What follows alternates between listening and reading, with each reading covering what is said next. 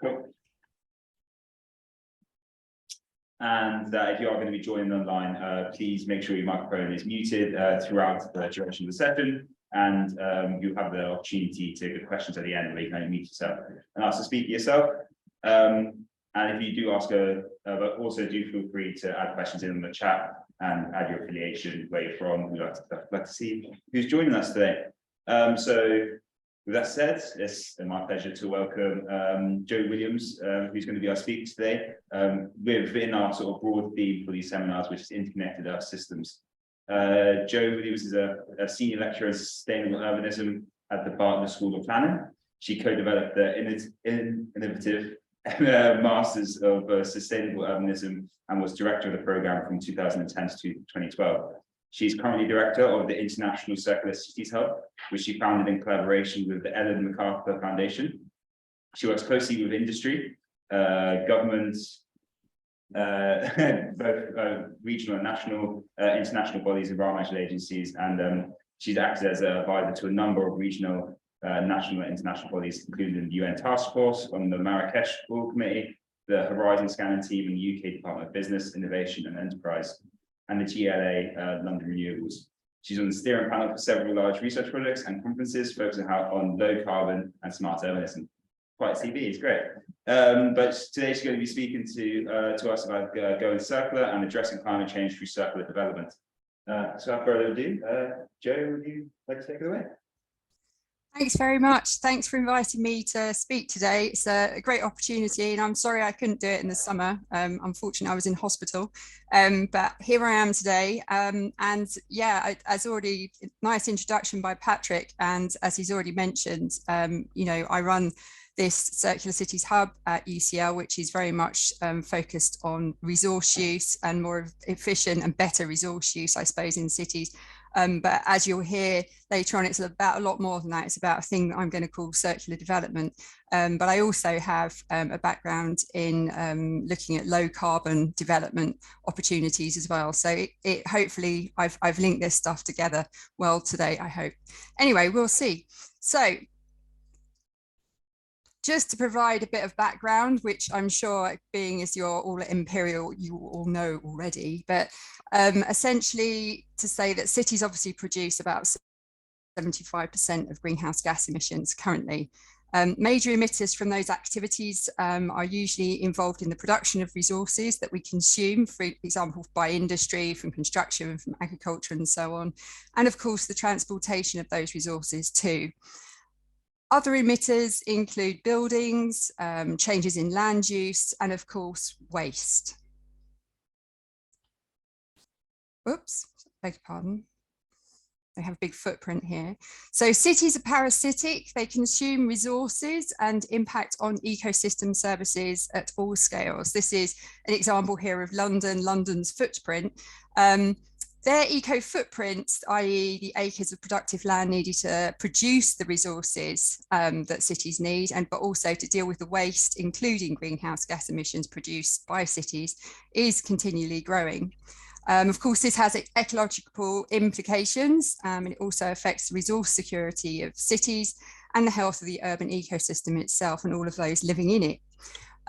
Reducing urban resource consumption, reusing and recycling wasted resources, recovering energy, of course, from waste as well, could make a significant contribution to increasing urban resource security.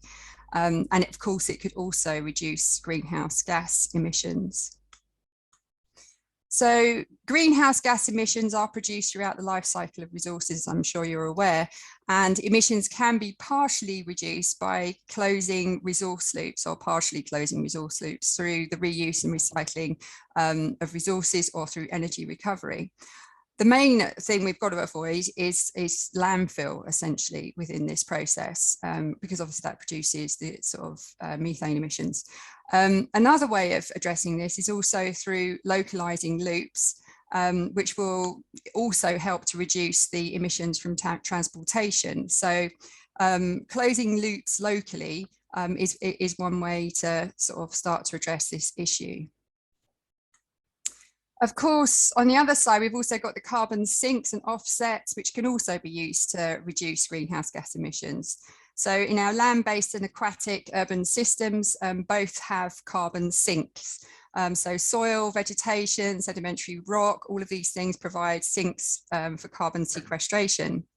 However, both the socioeconomic and biophysical processes in urban ecosystems also result in the despelation and removal of things like the soil, of vegetation, pollution in water sources, for example, leading to loss of plants and so on, which all affect the potential for carbon storage in these sinks.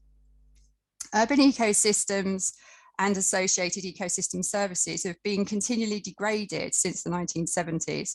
And this affects both the quality and the availability of key resources, water, soil, air, vegetation, the potential for carbon sequestration, and the ability of the ecosystem to actually produce those resources locally, which of course is important if we want to reduce sort of transportation and associated emissions from moving stuff from one place to the other.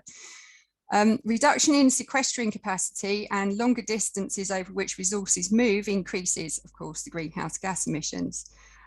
This could be addressed by the ecological regeneration of the urban ecosystem through improved management of that system, perhaps through conservation, things like water management, urban farming and forestry, this type of thing, or just generally the integration of blue and green infrastructure throughout our urban systems.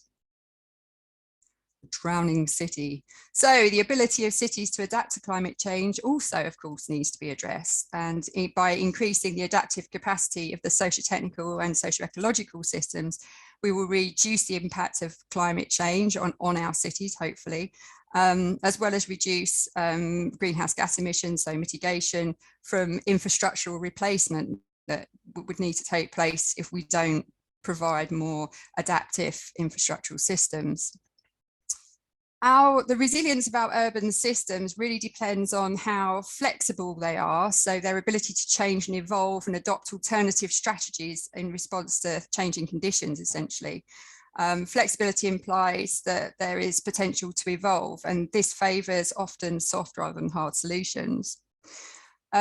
It's also about having spare capacity in our urban system to cope with the increasing demand that extreme pressures can put on the urban system. So if we build in redundancy and also potential for diversity in terms of alternative strategies that we can look at for provisioning of resources in different ways, this helps.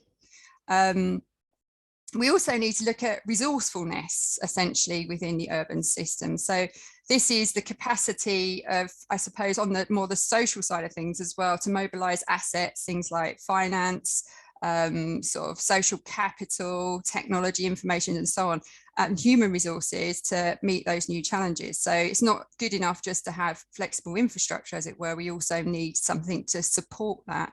And often some of the best innovations are much more organic. We also need to look at responsiveness, essentially, of the system and its ability to reorganize, which of course is very much linked to having access to those assets that I've just mentioned. And if we can reorganize, then we can respond to the sort of potential systems failure. Of course, we need to be able to learn from those processes. So capacity to learn is also built into this system. This is all about sort of increasing adaptiveness. And then finally, one of the things that enables a city to be much more able to adapt to these changes is if it actually is producing some of those resources more locally, whether it's within the city region or maybe the wider region, or even within the city, but certainly it helps to have a degree of sufficiency within that process. So circular development is a regenerative approach really to the way in which we design, plan and manage urban ecosystems. And you can see it here on this graphic. You know, it's sort of above and beyond sort of sustainable development. I suppose really it's looking more at the potential that cities, regions might have to mitigate greenhouse gas emissions and adapt to climate change. So it's sort of building into that potential. Ideally, what we're looking at is sort of the ecological regeneration of those urban systems, turning cities into producers as well as consumers of resources and enabling them to adapt more easily to these sort of tumultuous changes that we're beginning to see within our landscape. So this brings me on to the idea of circular development, which is something I've written about. Some of you may have read a book that I've written, which is all about circular cities. And this brings together this idea really, which is circular development, I suppose, it's a regenerative approach to the way in which we develop our living systems, our urban ecosystem in this case. It's holistic, it's spatially embedded, it's a socio-ecological model essentially for development, very similar to sustainable development, but in many ways more focused. It utilizes 3 actions: resource looping, ecological regeneration, and systems adaptation to enable living systems to constantly evolve, but doing so within global carrying capacity. So the aim here is to essentially reduce resource consumption and the embodied energies associated with that, and also reducing waste and the greenhouse gas emissions associated with that, but also with creating, if you like, the green and blue infrastructure, the urban fabric that is needed to sequester carbon. So through sort of the regeneration of the urban ecosystem, and also by encouraging adaptation and the reduction of greenhouse gas emissions here, again, from the embodied energy within infrastructure, but also enabling the system to adapt to the changing climate. Essentially, also, we're looking at these, you can see around the edge, hopefully, of this graphic, you can see that there are often other strategies which are adopted in cities. Localization, for example, sharing is becoming more popular. Substitution is often used, which, you know, for example, shifting from sort of fossil fuel to renewable energy. Optimization, often done within smart cities. We're thinking about energy again, and things which are really much more focused on energy efficiency.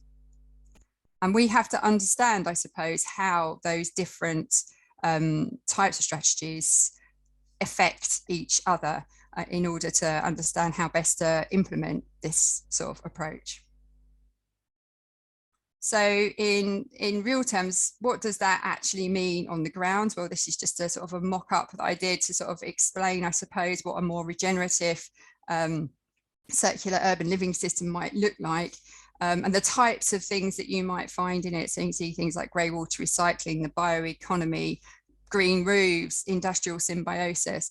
So what we're trying to do is move towards a system where you adopt resource looping actions, reuse, recycling and recovery across a range of scales, enabled through the provision of circular infrastructural systems, things like grey and black water recycling, waste to energy systems, for example, but also through activities like the construction loops or food loops, industrial symbiosis, circular bioeconomy, those different types of activities. It's also about, as I've mentioned already, integrating blue and green infrastructure throughout the urban living system, encouraging sort of bioremediation processes, particularly in terms of things like brownfield sites, for example. Also sort of restoring regional ecosystems and enhancing them through activities, including things like anything from permaculture and conservation to farming and forestry. In a city as well, I've kind of already mentioned it, but there would need to be this space in order to transform. So we also are thinking along the lines of having things like pop-up spaces and protective spaces as well, which enable sort of expansion of existing uses, I suppose, but also which enable innovation to happen, so that the city can evolve with the sort of changing requirements that are being placed on it. It enables infrastructure to grow, and you need things that are scalable, movable, flexible, for example, in order to evolve with the changing needs. These adaptive systems would be supported, of course, by the learning processes themselves within communities, alongside the provision of resources, finance, land, and so on, as I've already mentioned. But we can encourage sort of engagement and self-organisation through things like collaborative planning, or co-provision, or tactical urbanism. I don't know if you've heard of tactical urbanism, but anyway. So essentially, you know, this would also have an impact on sort of urban morphology, densities, land use activities, types of infrastructure, and of course, strategic planning in terms of the way the city needs to be managed. Oh, sorry. So this is, this comes from some research with my work, which was based looking at several European cities, which suggests that there's likely to be synergies really between the three circular actions when applied. And you can see that there are synergies between those three circular actions, so looping, ecological regeneration and adaptation. But there may be with other strategies, which are also identified here, the localization, substitution, optimization, and sharing strategies, there may be conflicts as well. So in terms of the synergies between circular development, I suppose this is the reason why it's important to bring those three things together when you're planning to develop cities in the future, is this idea that if you loop, ecologically regenerate and adapt, those things are reinforcing, so they're synergistic. And so far, at least, I haven't really found any sort of conflicts essentially between those different types of actions. So to give you an example, if you recycle soil, organic waste, grey and black water, recycling as well, for example, you're looping, resource looping, which removes pollutants and improves soil quality, of course, and supports the growth of vegetation and enhances the ecosystem services within a city, which can also increase carbon sequestration.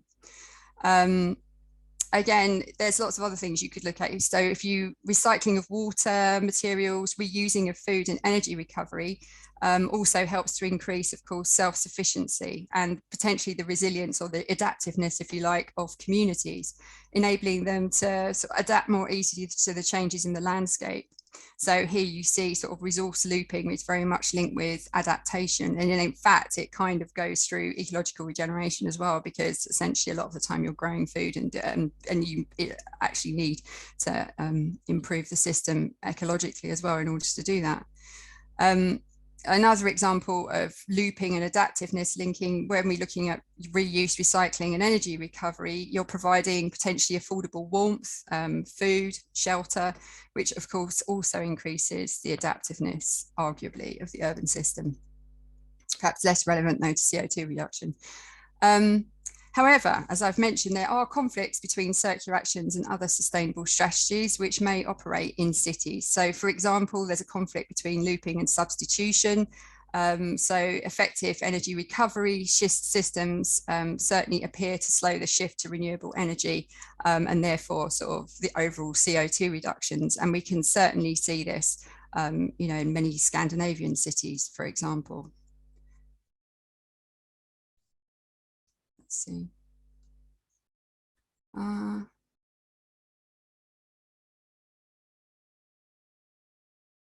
won't you move? Okay, it's stuck. Oh, good. Right, so now I'm going to give you a few examples of what this actually looks like in practice. So here's an example from Amsterdam. Amsterdam has sort of a big port harbour area, and they're doing an awful lot of different things in terms of sort of circular economy and circular development in this area. But I'm going to focus on this particular project, which is a small neighbourhood project, which brings together the idea of looping, ecological regeneration and reuse of built infrastructure into a community. So Doctoral provides an example of regenerative circular development through various sort of in various different ways. First of all, it's a grassroots project which was built potential amongst the local key actors involved in the process, particularly in terms of building social and human capital across and also economic capital within the community, because it was grassroots, because the people that were engaged in the process had some expertise obviously already in the sort of idea of manifesting, if you like, circular economy, circular systems in the local environment. You had people that were, for example, designers and working in architecture and so on, that were part of this process. But they have nevertheless also built their knowledge within this area, because they've tried various different techniques. For example, they used the phytoremediation of this site. This was a highly contaminated site. The soil was very contaminated. They used plants essentially to remove some of the, well, most of the sort of heavy metals, and it's a process which is ongoing, but heavy metals from the site, and they had no infrastructure in the ground, which is, you know, a sort of a major breakthrough in terms of how we can deal with sort of brownfield sites in urban areas, because basically you're improving the soil quality and the potential for carbon sequestration at the same time as providing a sort of an attractive, obviously, site. And after a period of time, obviously it could be used for other purposes. And maybe, of course, you could put in sort of infrastructure below ground if you wanted to.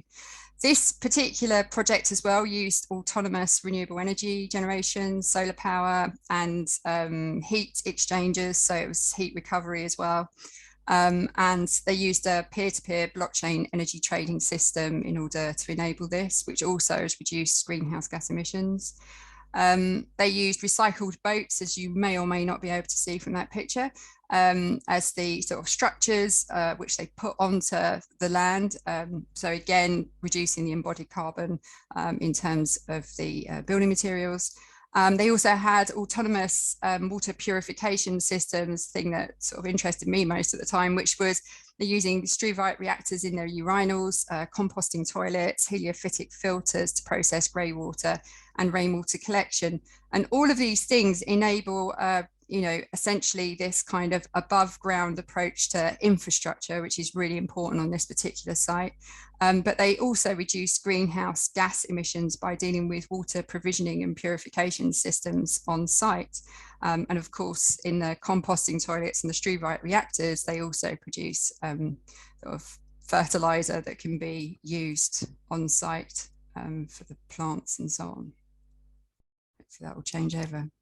Okay, so this is my second example. Second example is from Sweden. This is Stockholm. This is an area called Stockholm Royal Seaport. It's a much bigger development than the one you've just seen. And this development uses looping and ecological regeneration. And it also reuses built infrastructure. You might be able to see some of the old industrial buildings that are there, but it doesn't have as much community engagement as the previous example. Stockholm Royal Seaport provides a sort of another example of regenerative circular development, but at several scales. So it's a port, that's the first thing. So the organic waste that's collected from the ships in this port is used for compost locally and also to produce biogas. So that's fossil fuel substitution, obviously, in terms of fertilizers and also energy. It also, of course, reduces the damage to the aquatic environment because it's not going into the water anymore, and it increases the capacity for the aquatic environment to sequester carbon, so win-wins. It's also got a big grey water reuse system on the land, which reduces flash flooding, and that water is captured and then used to water vegetation during a sort of much drier summer months. Again, this is useful from the point of view, it's a looping action, but it helps the area to adapt to climate change, particularly the flash flooding. Also on site, you've got recycling of the garden and park waste, which again is used to create compost and biofuel. So substitution and sequestration there. And another interesting thing is in Stockholm, you've got lots of caves essentially under the city, some of which were used to store naphtha, which obviously is not very pleasant. And so they use here archaea microbes essentially to remove the naphtha from the caves so that they can be reused for storage. Again, potentially, for example, you could use it for things like water storage, but you could use it for storage for biofuel or whatever else. So again, it increases the adaptive capacity. You can see, hopefully, a few of the green roofs. You've got green roofs, courtyards, trees, again, helping with carbon sequestration, biodiversity, flooding, and so on. The problem with this project, I suppose, is to date, there's been much more limited community involvement. Now people on site are making a much greater effort to engage, and so the public are being more engaged in the project. Which helps, I suppose, move towards ecological stewardship, which is really important if we're going to get a much more regenerative approach to development. And they're more involved in terms of the operation of the energy recovery systems, in terms of urban farming, and also to a slightly lesser extent generating community renewables. Okay. This is an example that most of you will recognise, I imagine. So this is London, East London, the Queen Elizabeth Olympic Park, which is the largest urban park in Europe now, although it's being steadily built on. But essentially here, again, we had, a lot of interesting stuff going on. We had looping, ecological regeneration, and the reuse of built infrastructure. Again, not so much community engagement, certainly within the sort of earlier phases, perhaps slightly more at this point. But, obviously it's an area where there's been a huge amount of input in terms of increase in blue and green infrastructure and improvement of the blue and green infrastructure that was there already, particularly the sort of waterways and so on. It was a massive project to improve the quality of soil on site because it's a highly contaminated site. It had a huge number of different types of very sort of polluting heavy industrial uses on that site. And they needed 2 soil hospitals to sort of wash the soil on this particular site. Again, here, though, they've used other things like archaea microbes, again, to deal with contamination, things like groundwater systems. They have, what else they have? They have grey and black water recycling facilities, or they did at least, as a recycling plant on site. And this helped a lot because in London, obviously, we suffer from flash flooding, which causes problems with sewage overflow into the main water systems. But also because we also have a problem with drought, and this particular problem with drought in this area. And again, if we have grey water, more grey water recycling, that helps from the point of view of reducing the sort of energy in the process of purifying water to be used on parklands, essentially.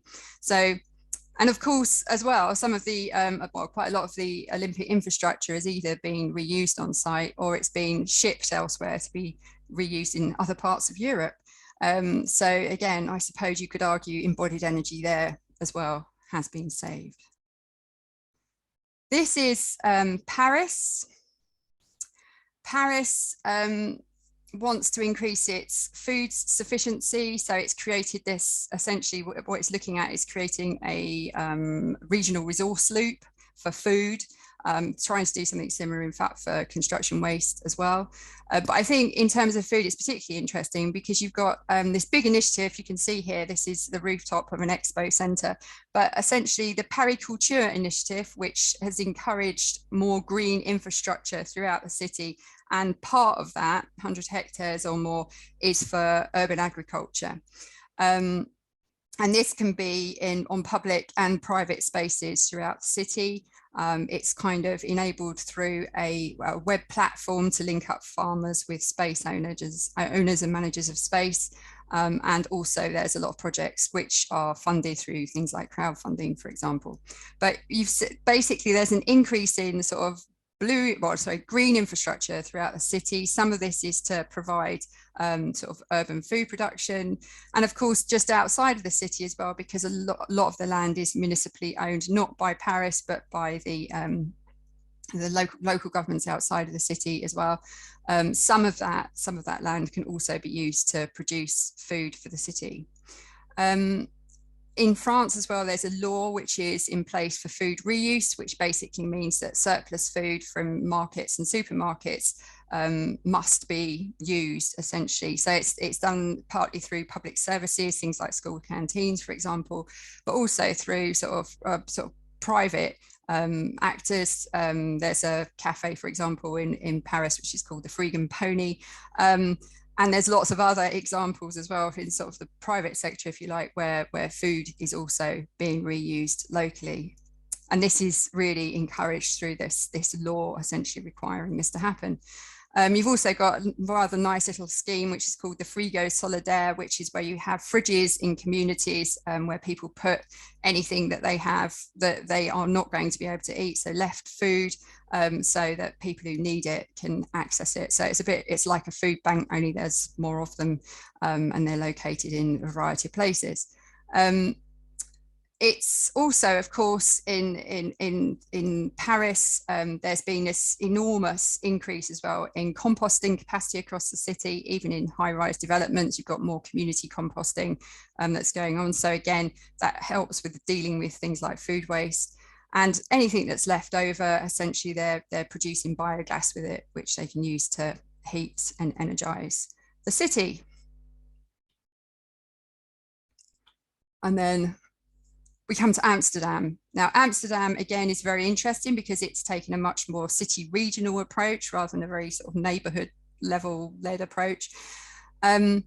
It's more of a strategic approach, and it's encouraging sort of circular flows of organic waste, but also construction waste within the region. But I'm going to focus just quickly here on organic waste, because here we're going to be using, or they're going to be using, wastewater, for example, to do lots of different things. So sewage do lots of different things.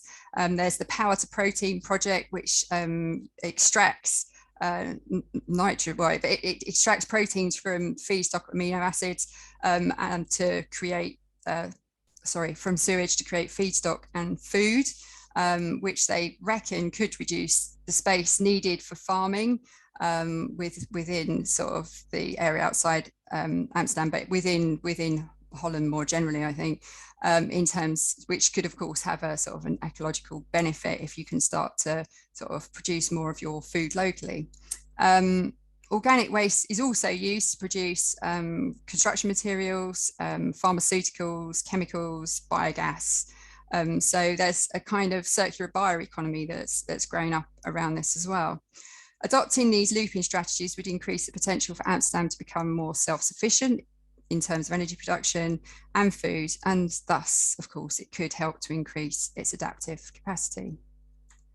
And then finally, another sort of homegrown example is Brixton. And in Brixton, obviously, I imagine most of you know about this anyway, but this is Transition Town Brixton, which was set up in 2010, in fact, to address climate change. But arguably, you could say that they have adopted lots of these, of the sort of circular development approaches or actions, if you like. So we can see, for example, looping through the food loops. So you've got the provision of food through things like Loughborough Farm, Brixton Orchard, and so on. And you've also got the reuse of food waste through things like the Brixton Fridge, Brixton Cafe, and lots of other sort of charitable organisations and such like, both of which have helped to close, or they're not closing completely, but partially close some of the food loops locally in the area. You've got community renewables in social housing. So again, this is about providing affordable energy and heat through Repower London. You've got recycling of products. So you've got basically the Remakery, which is a repair cafe. And interestingly, you've also got lots of projects across Brixton where infrastructure and spaces are being recycled. And often it's for these circular activities, for things like the repair cafes and for community renewables and for food production and food reuse schemes and so on.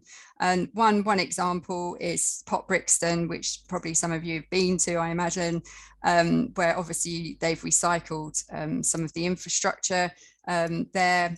But also it's about recycling those sites and using those sites for sort of more socio-ecologically productive, if you like, activities. So doing this in a sort of more grassroots way, because many of the other things that I've talked about here are very top down, often driven by municipalities. But these particular sets of projects have not. They've been very much driven by the community and the Transition Town Brixton sort of movement, and others like Repower and so on coming in and making this happen within this sort of area of London.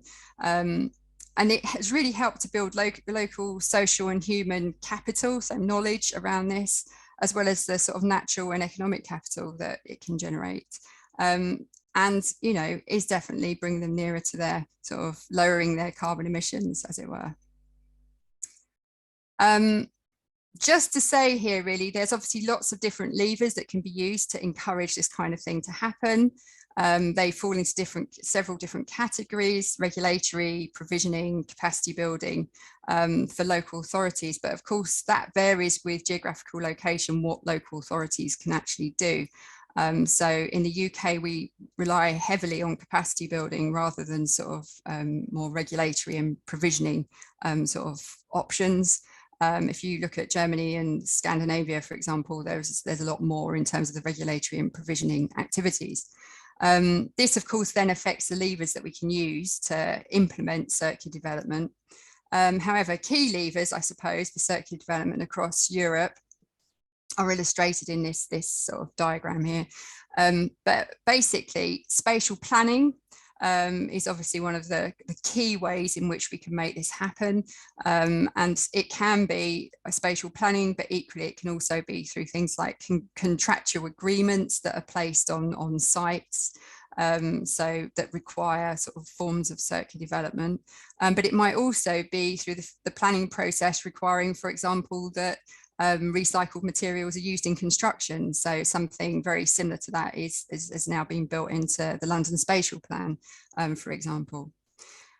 Procurement, pension investments and grants, also another very good way of sort of moving towards a shift towards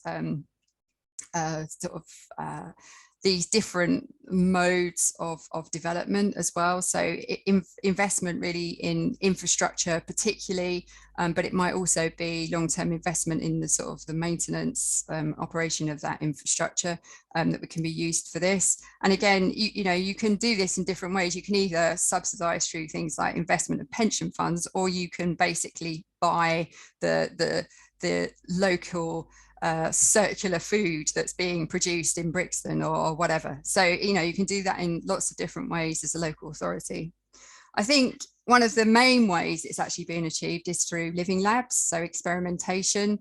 But also, I've very briefly mentioned there are various types of sort of databases as well that have been used, either to sort of monitor where resources are or where they're needed, or to identify sources of those resources, if you like, but also identify finance as well that enable these sort of projects to happen.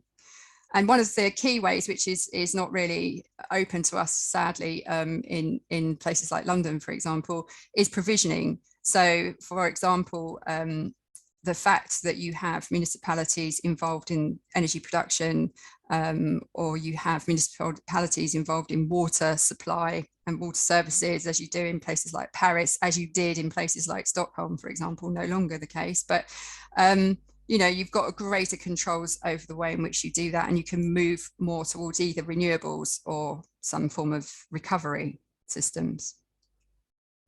There are a myriad of challenges to development, as you can imagine, this form of circular development. Here's some, but I have to say, as a sort of health warning on this, these are challenges that I found not only in European cities, but also in Chinese cities where they've tried to adopt similar sorts of approaches. So don't be scared by all of this. This was just to sort of find out what a lot of the different types of challenges are. And it was also to sort of like separate some of these things out and see what the challenges were if you were just looking at resource looping strategies versus ecological regeneration strategies, for example. However, I think the other thing to say is that the challenges really do vary with context, with things like population size, economic activity, with the climate, existing degree of environmental degradation, cultural attitudes towards the environment, public willingness to engage in things like co-provision, for example, and of course, local regulations.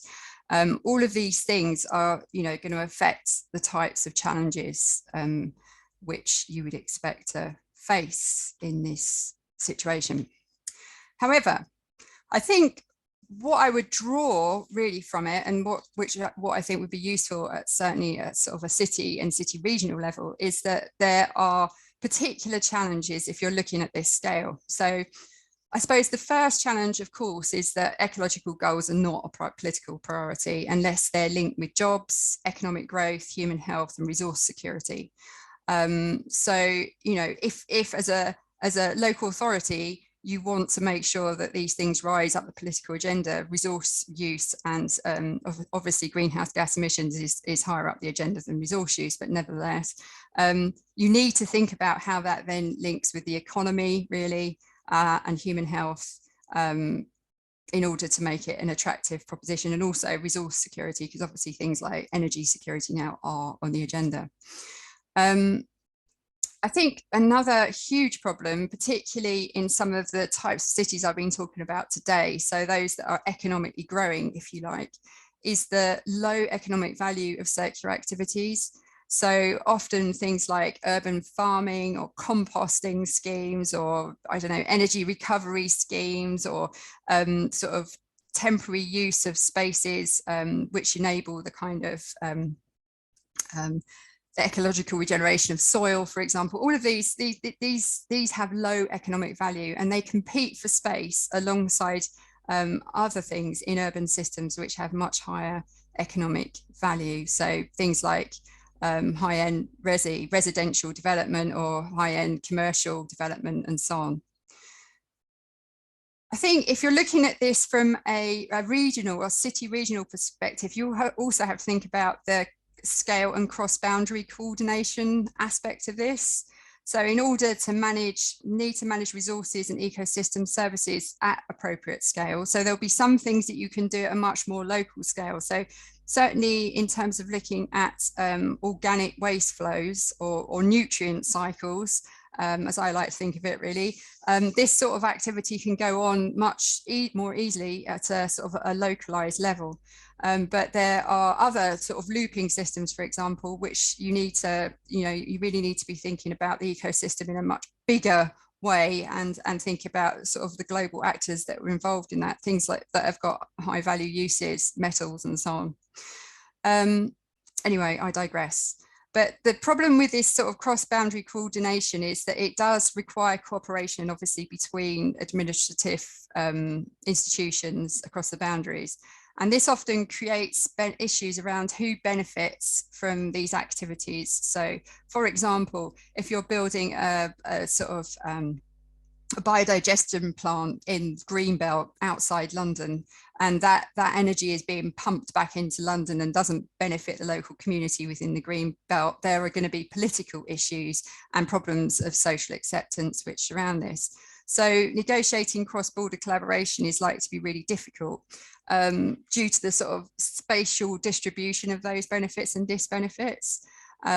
So the clarity of this as well is somewhat impeded by sort of the lack of data, I suppose, which shows the benefits to both sides of the communities for this, because you could arguably say, well, the biodigestion plant provides jobs and income, but again, who for?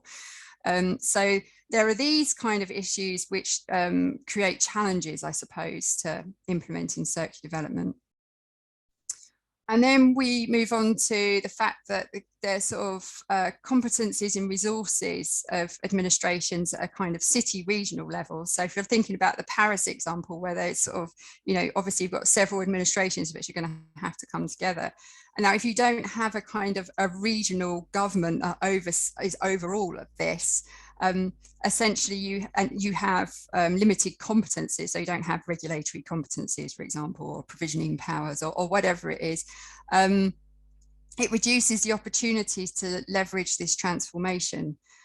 So again, there is, there's an argument here for there being sort of powers at different levels, if you like, and resources at different levels in order to sort of, I suppose, in some ways, manage resources and the associated carbon emissions more effectively.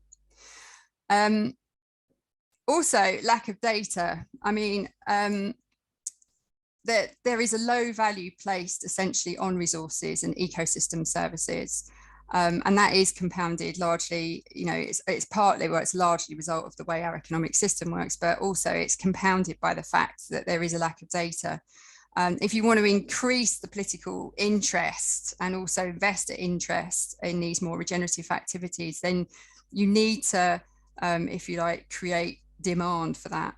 It makes it difficult for these activities to actually compete for space if you don't have that information. So again, if we had more data on the sort of the advantages, the socio-ecological particularly, but also the economic advantages of taking this different approach, again, we could make a better case. I think timescale is another major issue because, of course, really, when you're looking at sort of regeneration and ecological regeneration, this is happening over a much longer time frame. And generally speaking, when we're looking at political sort of change and we're looking at investment timeframes, that's over a much shorter time scale. So again, getting investment either by politicians or by investors in this approach can be difficult. It's something we did some work on with the European Investment Bank, and it certainly appeared to be sort of a major issue. And then finally, if we really want this radical change to happen, we also need radical change in society. And of course, you know, we can look at places like De Courville, and we can look at Brixton, and we can see, you know, the community is very engaged here in this sort of co-design, co-provisioning sort of process. You know, but generally, how do you get the population involved in this? And as I say, if you want to move towards this, the potential for this urban ecosystem, if you like, you really need to ensure that you bring people with you. And, you know, there's lots of different ways. For example, this has been encouraged in Lambeth, in Brixton, you know, it's allocation of space, it's sort of allocation of small amounts of funding, but it's a lot about the people that are there and their interests. And it also, in that particular case, attracts like-minded people to sort of locate within those areas, which again creates this kind of innovation system, if you like. So, yeah.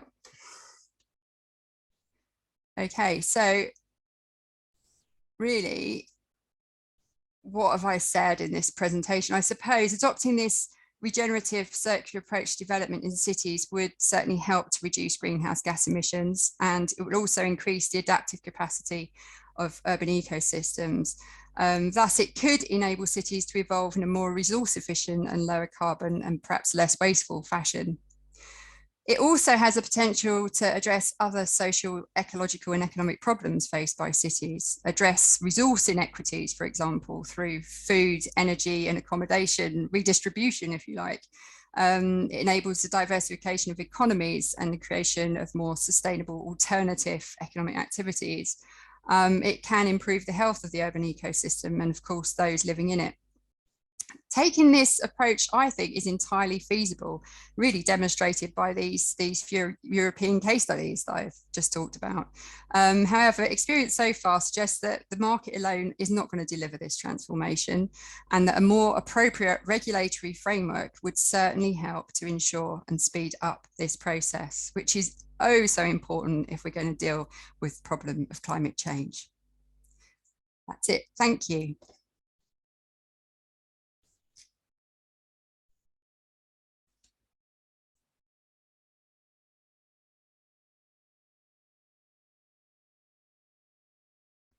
Brilliant. Thank you very much, Joanna. That was great. So we're going to open up the floor to any questions. Does anyone have any questions? Cool. So we got one in the back. I'll pass the.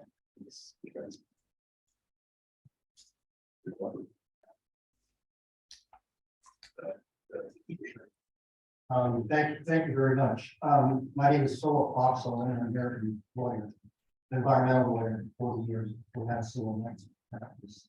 The last week, I've heard Mark Pelling speak, P-E-L-L-I-N-G. You know him. You're looking a little quizzical at him. He just spoke with the National Academies of Sciences. He's gone from King's College to UCL, and his research area is on disasters. And he spoke at UCL and at the National Academy of Sciences just this last week, Thursday and Friday, on disasters. My question is do you interface much with disasters or with Mark Pelling? And I wonder if the two of you work much with Michael Bloomberg in New York. Thank you.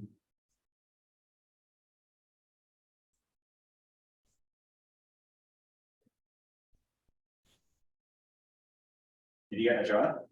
I couldn't actually hear most of that, unfortunately. I was trying very hard. Would you mind repeating that, please? Sorry, I don't think this is really working out, is it? You want me to repeat it? You can rephrase it. Maybe one second. I'll try a different strategy. 1 second. You can seem to see this.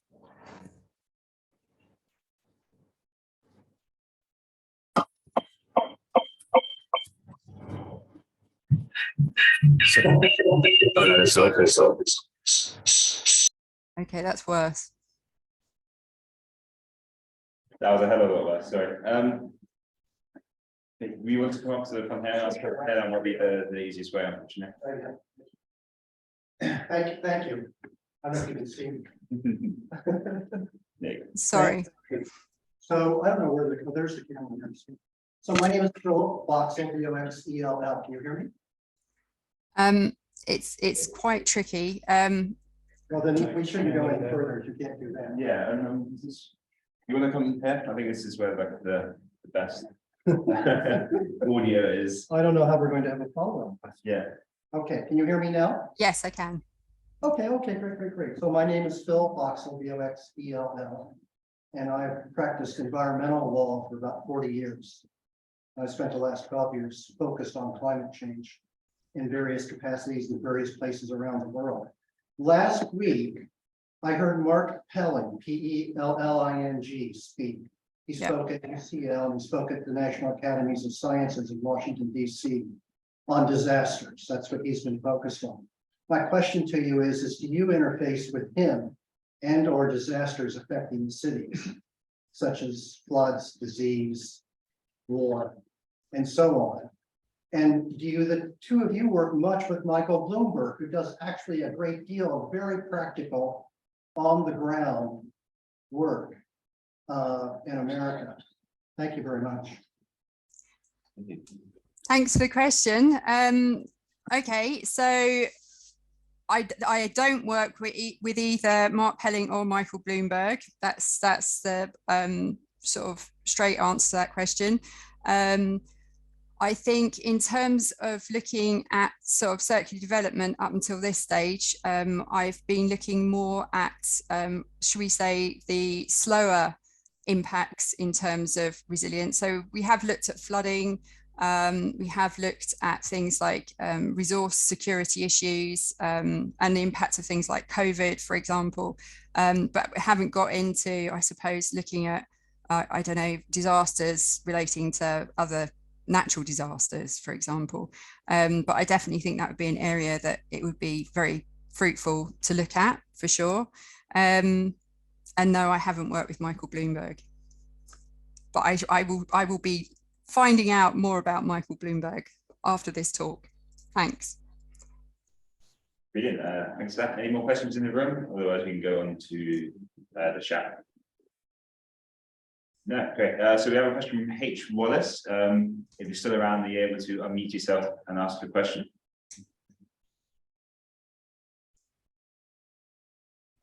Hello.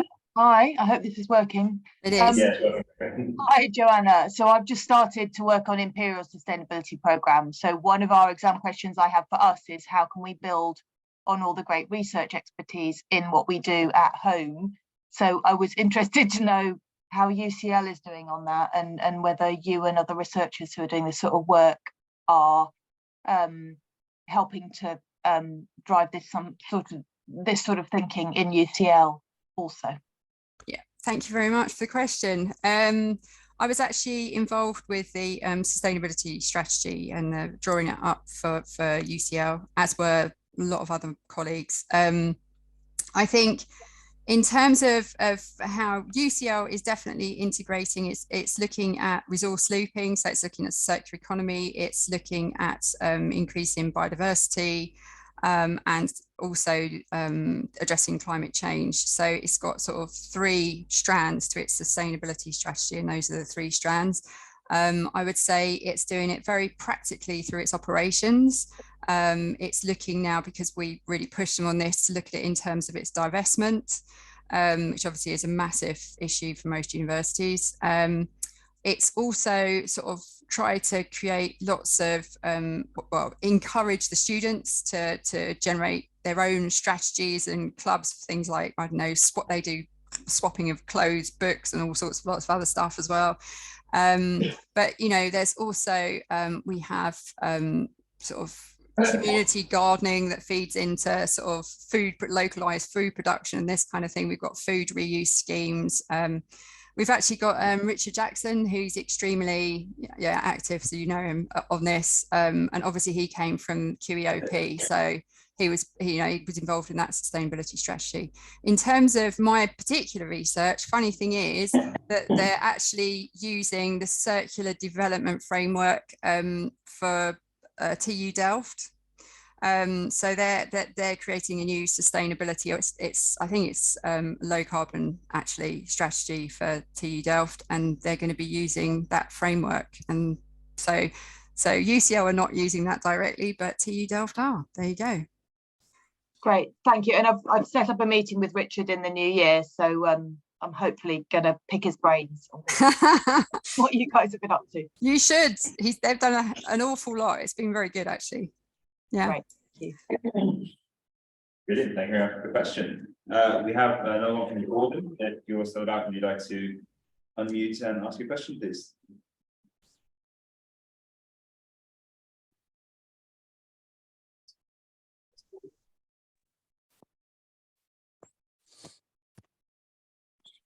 Gordon, are you there? Well, I'll ask a question from it. You were saying, where do 15-minute cities fit into the ideas you've been talking about? Well, I mean, you possibly give a definition of 15-minute cities as well, for people who are unaware of what they are? Okay, so I believe, although I'm not an expert in 15-minute cities, but I believe 15-minute cities is all about having access to everything you need within 15 minutes of your home. It's within walking distance, or cycling maybe as well, I'm not sure, which obviously expands it quite considerably.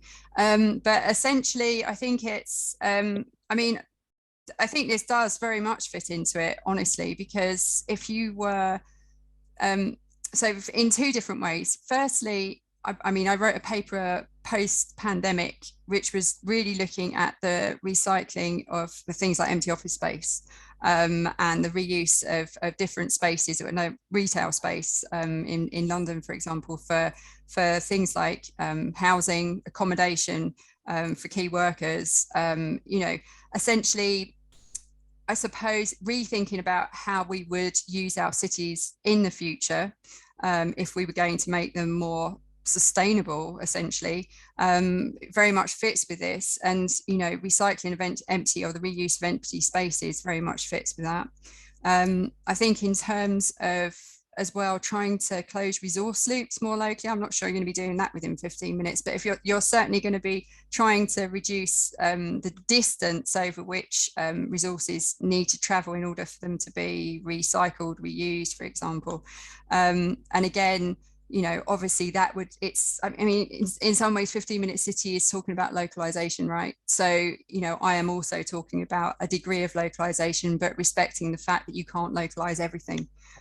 So, you know, but localizing what you can, probably localizing either things that attract us as human beings, things like being able to walk and cycle to where we want to be, but also things that we don't really care about that are happening, which is dealing with our waste, for example. And if it's dealt with locally, then fantastic, particularly if we don't have to think about it too much, right? So again, I think you know, it's a form of localization, and therefore it very much fits with this. Okay, brilliant. I hope that answered your question, Gordon. That was great. It was interesting. So we've got another one from Charu in the chat. I'm from LSE. If you'd like to unmute yourself and ask a question, that'd be great. Hi, I'm Charu. I'm from LSE. Hello. My question to the speaker is, if you can mention a few ways that we can bring circularity in the food systems in London, given around 80% of the food is imported. Yes. Okay. Thank you. Thanks for the question. I mean, where to start? Basically, a city the size of London, you're never going to produce all the food that London would need, certainly within the borders of London, obviously. And while we have choice in terms of what we want to consume as well, it's going to be beyond the borders. I suppose the question is, well, firstly, what's been put in place to enable more local production than is currently possible. So one of the things is that, for example, the Strategic London Plan is requiring that space is given over to food production, local food production in new developments. Obviously, there's an increase in the number of kind of networks of local food producers, things like Incredible Edible, for example, which spread across London. You've got lots of other sort of localized food production systems. I think in terms of in some ways that's quite well developed, and actually has been in London for a long period of time, with allotment space and so on, although that's also been sort of pushed back, again, as a result, I suppose, of increasing financialization of land and property within London. But I think one of the big problems perhaps is food reuse. And in some ways, that's where the regulatory environment here would really help. So if we had a system that was somewhat more like the French, and we actually had a law that required that all surplus food was food surplus was reused, essentially, I think we'd start to see much more innovative solutions to that happening. And I think there's lots of innovative solutions actually, across London that are being provided across London. There's lots of actors that are actually involved in that approach. But I suppose, again, it's a question of a lot of the time these are charitable foundations that are involved in this. And the question is whether or not this is something that needs to be scaled up through other bodies, maybe public bodies, maybe public actors, but also, if it's legislative, or maybe through sort of private actors as well, in order to make this happen on a bigger scale. And you're never going to close the food loop, obviously, within London. I think the only other thing you could do is, of course, use the land surrounding London for agricultural production as well, which was then consumed more locally, if you like. And you would have thought with something like Brexit happening that there would be a lot more food, in fact, that was produced in the UK that was actually being consumed in the UK. But that doesn't seem to be happening as yet. So anyway, I think there already is, I would say, networks set up for sort of food loops, which are not joined up in London. And they also rely quite heavily on volunteers and sort of charitable donations and so on. And if you really want to scale this up, then more needs to be done to subsidize this and to support those groups. Brilliant. Thank you very much for that answer to your question, Cherry. There's another question from Eslam here, which seems maybe that probably be better to drop into email, but if you'd want to just we will share some of Joanna's sort of details afterwards, they'd be able to ask. But he's asking whether you'd be willing to collaborate with a development in North London, essentially. So I'll get him to drop you an email afterwards. Great. Yeah. Awesome. I think that is it for the seminar today. And thank you very much, Joanna. Fantastic sort of food for thought about how we can go more circular, be a little more sustainable, and especially just address climate change, and while doing so as well. So thank you very much. One last hand from Joanna. Thank you. Thanks for inviting me. Yeah, thanks for coming. And then a final thing. This is the last seminar of the year, so a whole another year done on seminars, which is great. Our next one's with James Bevan in January, I believe, and it's going to be more of a seminar morning. So we're going to have like coffee and snacks thing beforehand of the seminar, and then do that. So it's going to be an interesting switch up, but brilliant. Thank you very much, and see you then. And thank you very much, Joanna. Bye. Thank you.